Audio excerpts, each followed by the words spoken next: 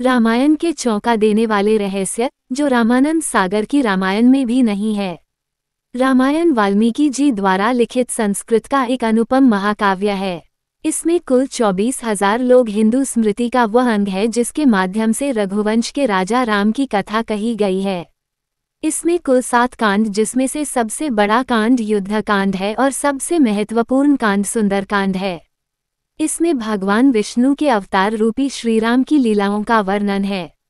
जब जब अधर्म बढ़ता है तब तब धर्म की स्थापना करने के लिए भगवान पृथ्वी पर स्वयं आते हैं। भगवान श्रीराम का जन्म त्रेता युग में राजा दशरथ के घर में तथा माता कौशल्या की कोख से हुआ था। राजा दशरथ की 3 पत्नियां थीं, कौशल्या, कैकेयी और सुभद्रा। भगवान राम 4 भाई थे, राम, भरत, लक्ष्मण, शत्रुघ्न। प्रभु श्री राम माता कौशल्या के पुत्र थे, भारत माता कैकेयी के पुत्र थे तथा लक्ष्मण और शत्रुघ्न माता सुभद्रा के पुत्र थे। चारों भाइयों में असीम प्यार था। नंबर 1, वाल्मीकि जी से पहले ही हनुमान जी ने लिखी थी रामायण। पाठ को जैसा कि हम सब जानते हैं कि महर्षि वाल्मीकि जी ने रामायण की रचना की थी, लेकिन आप यह नहीं जानते कि वाल्मीकि जी से पहले ही हनुमान जी ने रामायण की रचना कर दी थी। भक्त शिरोमणि कहे जाने वाले वीर हनुमान ने अपने नाखूनों से एक पत्थर पर रामायण की रचना वाल्मीकि जी से पहले ही कर दी थी। जब वाल्मीकि जी को ये पता चला तो वह हनुमान जी के पास गए। वाल्मीकि जी ये देखकर हैरान थे। फिर उन्होंने हनुमान जी द्वारा रचित रामायण को देखा तो वह आश्चर्यचकित हो गए। फिर वाल्मीकि जी ने हनुमान जी से कहा, हे प्रभु, आपसे अच्छा तो श्री राम जी की कथा का कोई वर्णन नहीं कर सकता, और आपकी रचना के आगे तो मेरी रचना कुछ नहीं है। ये सुनकर हनुमान जी सोच में पड़ गए कि वाल्मीकि जी एक कवि है और श्री राम प्रभु के भक्त भी हैं। भले ही उनकी रचना मेरी रचना के समान सुंदर नहीं है, परंतु क्या हुआ, उसमें भी प्रभु श्री राम के लीलाओं का वर्णन है। इसके बाद हनुमान जी ने अपने लिखी हुई कथा के शिला को उठाकर समुद्र में फेंक दिया और इतिहास में रामायण लिखने के लिए वाल्मीकि जी का नाम अमर हो गया। नंबर 2, रामायण से हुई गायत्री मंत्र की रचना। दोस्तों, आपको ये जानकर हैरानी होगी कि रामायण से ही गायत्री मंत्र की रचना हुई है। रामायण में लिखे लोग से ही गायत्री मंत्र की रचना हुई, तो आइए जानते हैं कि कैसे हुई गायत्री मंत्र की रचना। रामायण में लगभग 24,000 श्लोक है। रामायण के प्रत्येक 1,000 श्लोकों के बाद आने वाले पहले अक्षर से गायत्री मंत्र का निर्माण होता है। गायत्री मंत्र में 24 अक्षर है।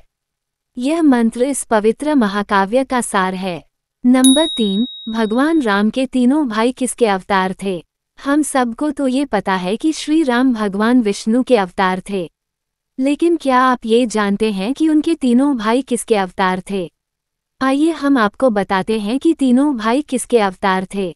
लक्ष्मण को भगवान विष्णु के सैया शेषनाग का अवतार माना जाता है, जो हर युग में भगवान विष्णु के साथ अवतार लेकर धरा पर अवतरित होते हैं। जबकि भरत और शत्रुघ्न को भगवान विष्णु के हाथों में धारण किए जाने वाले शंख और सुदर्शन चक्र का अवतार माना जाता है। नंबर 4, राम जी की बहन शांता।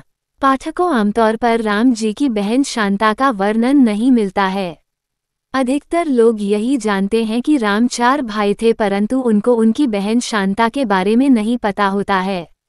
राजा दशरथ के 4 पुत्रों से बड़ी उनकी पुत्री शांता थी। शांता की माता कौशल्या थी।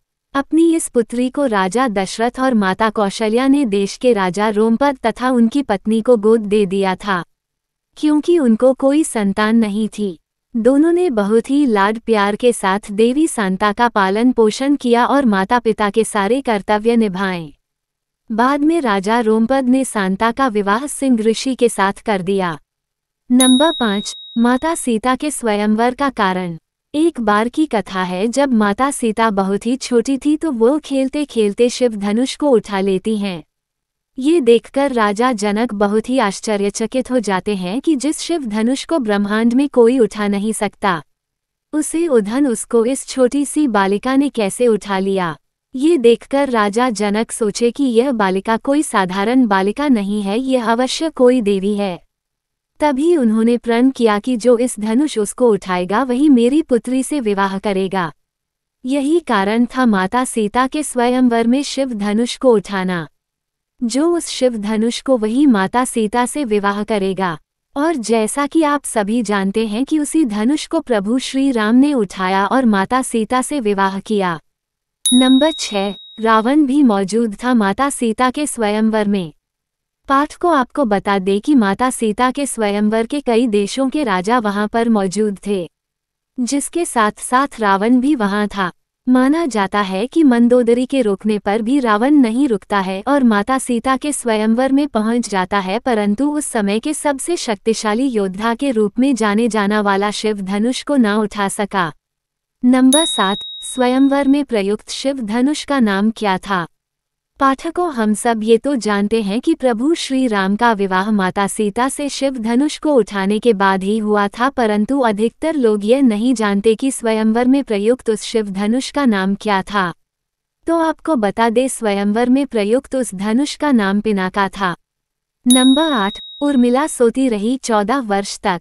जब राम लक्ष्मण सहित माता सीता 14 वर्ष के लिए वन को गए, तब लक्ष्मण भैया और भाभी की रक्षा के उद्देश्य से कभी भी नहीं सोना चाहते थे। ऐसा माना जाता है कि वनवास की पहली रात को जब प्रभु श्री राम और माता सीता सो रहे थे, तब लक्ष्मण के समक्ष निद्रा देवी प्रकट हुई। तब लक्ष्मण ने निद्रा देवी से अनुरोध किया कि वो उन्हें ऐसा वरदान दे जिसकी वजह से वो 14 वर्ष तक ना सोए, ताकि वह अपने प्रिय भाई और भाभी की रक्षा कर सकें। लक्ष्मण की ऐसी बातें सुनकर और भाई प्रेम को देखकर निद्रा देवी बहुत ही प्रसन्न हो गई। उन्होंने कहा है, लक्ष्मण, अगर तुम्हारी जगह 14 वर्ष कोई सोने के लिए तैयार हो तो मैं तुम्हें यह वरदान दे सकती हूँ। तब लक्ष्मण ने उन्हें अपनी पत्नी उर्मिला के पास भेजा, जहाँ उनकी पत्नी उर्मिला ने 14 वर्ष तक सोना स्वीकार कर लिया और वह 14 वर्ष तक सोती ही रही। नंबर 9, भगवान कृष्ण की मृत्यु का रहस्य। रामायण में ही छुपा है श्री कृष्ण की मृत्यु का रहस्य। आखिर श्री कृष्ण ने अपना शरीर कैसे त्यागा? उनकी मृत्यु किस प्रकार हुई? सभी प्रश्नों का उत्तर हमें रामायण से ही मिलता। रामायण में जब बाली और सुग्रीव का युद्ध हो रहा था, तब श्री राम ने बाली को छुपकर तीर चलाकर मारा था, जिससे बाली का मृत्यु हो गया। जब बाली का मृत्यु हो गया था तो उसके पश्चात बाली की पत्नी वहां आई, और जब उन्हें पता चला कि श्री राम ने मेरे पति पर छुपकर वार किया है, उन्हें क्रोध आ गया और उन्होंने क्रोधवश होकर प्रभु श्री राम को ये श्राप दिया कि जिस प्रकार मेरे पति की मृत्यु हुई है, ठीक उसी प्रकार अगले जन्म में आपकी भी मृत्यु हो जाएगी। हमें महाभारत में इस बात का उल्लेख मिलता है कि एक शिकारी द्वारा बाढ़ चलाने के कारण ही श्री कृष्ण की मृत्यु हुई थी, जिसके बाद ही भगवान विष्णु ने रूपी अवतार का शरीर छोड़ बैकुंठ धाम चले गए। भगवान की इस लीला से हमें यही सीख मिलती है कि हम मनुष्य इस पृथ्वी पर जो आज कर रहे हैं, उसका परिणाम हमें कल अवश्य ही मिलेगा। नंबर 10, जामवंत श्री राम से युद्ध करना चाहते थे। ऐसा माना जाता है कि रामायण काल में जामुन से ज्यादा शक्तिशाली कोई नहीं था। जब जामवंत श्री राम के बारे में जानते हैं तो वो अपनी शक्ति दिखाने के लिए श्री राम से युद्ध करना चाहते हैं। श्री राम ने युद्ध करने से मना कर दिया, जिसके कारण जामवंत दुखी हो गए।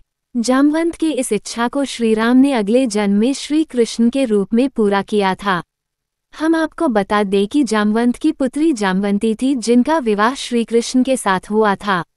नंबर 11, मकरध्वज हनुमान जी के पुत्र। जी हाँ दोस्तों, हम आपको बता दें कि हनुमान जी ब्रह्मचारी होते हुए भी इनका एक पुत्र था, जिसका नाम मकरध्वज था। ऐसा माना जाता है कि जब हनुमान जी लंका में आग लगाकर अपनी बुझाने के लिए समुद्र तट पर गए, तब एक बहुत ही शक्तिशाली मकर नाम की मछली ने उनका पसीना निगल लिया, जिसके कारण मकरध्वज नाम का एक बालक उत्पन्न हुआ। इस प्रकार हनुमान जी ब्रह्मचारी होते हुए भी पिता बन गए। यह मकरध्वज बहुत ही शक्तिशाली तथा प्रतापी बालक था। इसने एक बार हनुमान जी से भी युद्ध किया था। नंबर 12, रावण का नाम कैसे पड़ा? रावण का नाम पहले दशानन था। ये हम जानते हैं कि आखिर रावण का नाम रावण कैसे पड़ा। रावण एक बहुत ही बड़ा शिव भक्त था। लंका का राजा बनने के बाद रावण शिव जी से मिलने के लिए उनके निवास स्थान कैलाश पर्वत पर गया, परंतु शिव जी के द्वारपाल नंदी ने उसे द्वार पर ही रोक दिया, क्योंकि उस समय भगवान शिव ध्यान में थे पहले तो रावण को बहुत ही क्रोध आया, परंतु अपने इस क्रोध को उसने शांत किया और अपने भक्ति भावना को दिखाने लगा। उसने कैलाश पर्वत को ही उठाना प्रारंभ कर दिया, जिस वजह से कैलाश पर्वत हिलने लगा और भगवान शिव का ध्यान भंग हो गया। वो बहुत ही क्रोधित हो गए और अपना पैर कैलाश पर्वत पर जमा दिया, जिस वजह से दशानन का हाथ कैलाश पर्वत के नीचे दब जाता है, जिसकी वजह से उसे बहुत ही पीड़ा हुई। पर इस पीड़ा को सहते हुए दशानन ने शिव तांडव का जाप किया। जब शिवजी ने ये देखा तो उन्हें आश्चर्य हुआ कि यह कोई आम मनुष्य नहीं कर सकता है। तभी शिवजी ने दशानन को रावण का नाम दिया।